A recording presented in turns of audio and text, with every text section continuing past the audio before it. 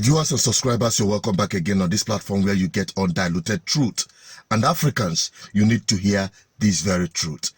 As we got it from a brother all the way from Mali, he had exposed those masks behind terrorism in Africa.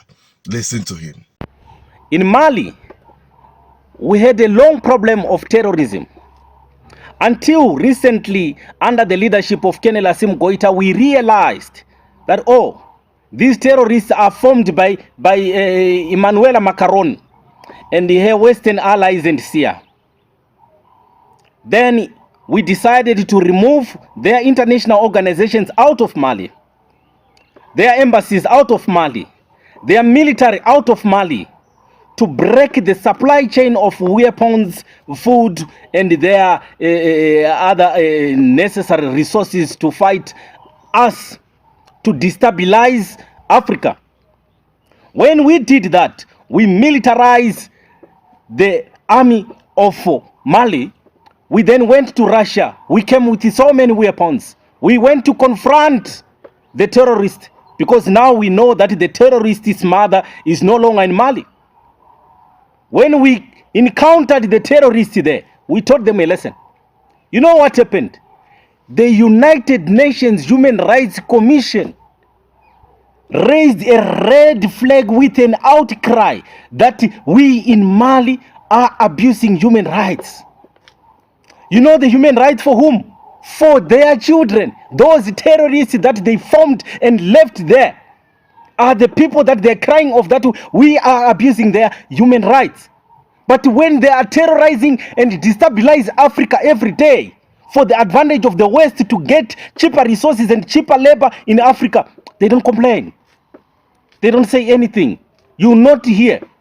Imagine a journalist from Europe. We are looking for terrorists, but a journalist from Europe can come with a camera and go and do a documentary inside a danger zone where there are terrorists. Where did he got the numbers of the terrorists? How does he or she have an access with the terrorists? Their non-governmental organizations are comfortable in the terrorist zone. What are they doing there? They are looking points and points and points and tagging where there are mineral resources and extract, using those terrorists to fund them with those money, destabilizing the people of Africa. Double standards. Imagine those terrorists, if they don't come in Africa armed, they will come as the journalists, as oppositional parties, as the advocates of human rights with their international organizations. If we arrest them on spying on us, you hear the outcry from their masters saying there is a human rights abuse in Africa. But they've kept Julian Assange for a long time after he has exposed them. And they even threatened to bomb ICC if ICC issues a warrant of arrest to any American citizen. Double standards. Good. While I was listening to that, I was relating it to what is happening in Nigeria. Now let's take it further to a president in Africa making similar reference, this time to NATO. A committee of a few of us, I think we were 6. I was one of them.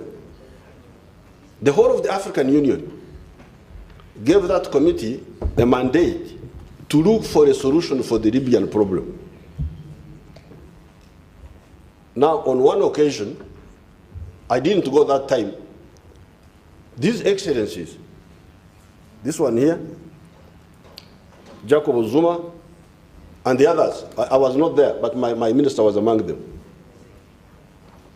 They entered a plane in Nouakchott in his place. They were going to Libya to mediate. And they were told by NATO to go back. Yes. Said, you go back. Yes, he's here. If I'm telling you lies,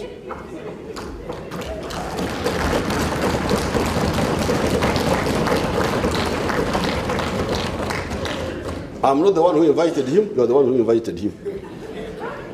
African presidents on an African mission over African soil were ordered by NATO to go back.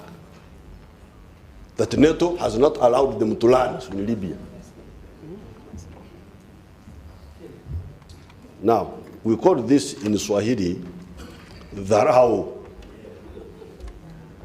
contempt. This is contempt. So now you can weigh yourselves now. Your presidents were ordered by NATO. 6 of them, not one. If it was only 7, maybe you could say.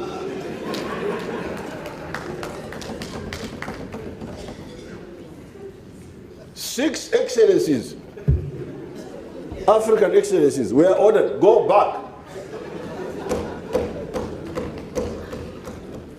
Over Africa. Now, these fellows didn't listen to us. They continued. They killed Gaddafi. Now Libya is in tatters. Up to today.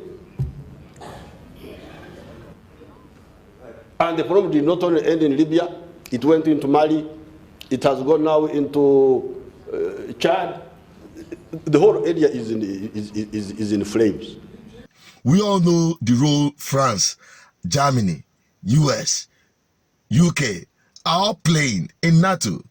And we all knew how it went down in Libya. Now, if you ask yourself this question, especially Nigerians, let's bring it home. Most of the places where you have terrorist activities, Zamfara, Maiduguri, all has deposit of strong minerals. And you wonder the exploration that is happening there, where they are all heading to. And how about these terrorists have access to sophisticated weapons that many African countries doesn't have access to. Now you understand where the problem lies. And I can tell you, in Africa, not just about the foreign influence or superpowers, but the corrupt politicians in Nigeria are hitting the rooftop with their engagement in all of this. I can remember someone saying somewhere that if you look at the security setup and the terrorism activities and why they've not been able to curb terrorists in Nigeria, is as a result of insiders' job. What insiders? Those in government. And bringing it back further home to southeastern part of Nigeria, relating it to my own state, Anambra State, I kept asking myself, what is happening at Obaro, where you have huge deposit? We've heard about some envoy, US envoy staffs or whatever that we are attacked. Someone was just saying, and I'm thinking, could this be true? What actually are they looking for in those places? That is just the question people are asking. I'm not insinuating anything, but you can answer that for yourself. Okay?